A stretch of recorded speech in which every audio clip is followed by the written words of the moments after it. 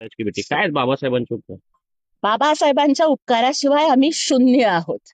Doctor Babasaheb आंबेडकरांचा शिका संघटित व्हा आणि संघर्ष करा हा विचार माझ्या आईबापाच्या मनामध्ये रुजला. म्हणूनच आज इतक्या गरीब वस्तीमध्ये असून सुद्धा मी शिकू शकले, मी संघर्ष करू शकले.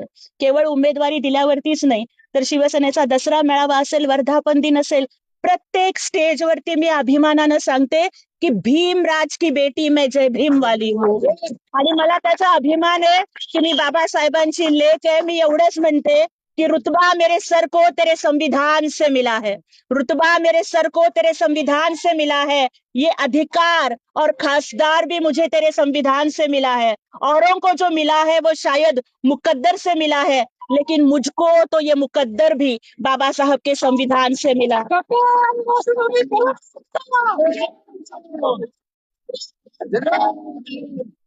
खरं तर सोलापूरचे अनेक प्रश्न जे आहेत ते प्रलंबित आहेत, कारण दोन विरोधी पक्षातले खासदार या ठिकाणी असल्यामुळे कशा पद्धतीने आता सोलापूरच्या विकासाकडे, खरं तर महाराष्ट्रासाठीच आपली निवड आहे, पण विशेषतः सोलापूरकडे कशा पद्धतीने लक्ष असणार आहे, काय विजन आहे सोलापूर? सोलापूर ही माझी मायभूमी आहे आणि म्हणूनच मी आधी सोलापूरच्या या मायभूमीला आणि ज्या मातीमधून मी घडले त्या भूमीला नतमस्तक होण्यासाठी मी इथे आले.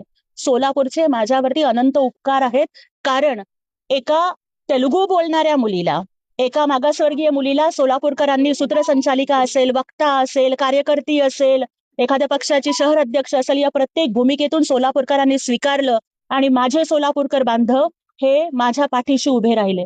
त्यामुळे दिल्लीमध्ये गेल्यानंतर सुद्धा गल्लीला सोलापूरला विसरणार नाही. सोलापूरच्या मातीचा स्वाभिमान दिल्लीच्या दरबारामध्ये सुद्धा घुमवत राहील. आणि सोलापूरला शोलापूर म्हणायचे ना, म्हणजे ब्रिटिशांना सुद्धा पळवून लावलं होतं 3 दिवस, असा माझा सोलापूर आहे. आणि हा सोलापुरी बाणा, महाराष्ट्राच्या मातीचा कणा दिल्लीत गेल्यावर सुद्धा विसरणार नाही. माझ्या लाखो सोलापूरच्या बांधवांना अभिमान वाटेल अशा पद्धतीचं काम मी करेन. मी राजकन्या नाहीये, मी संघर्ष कन्या आहे.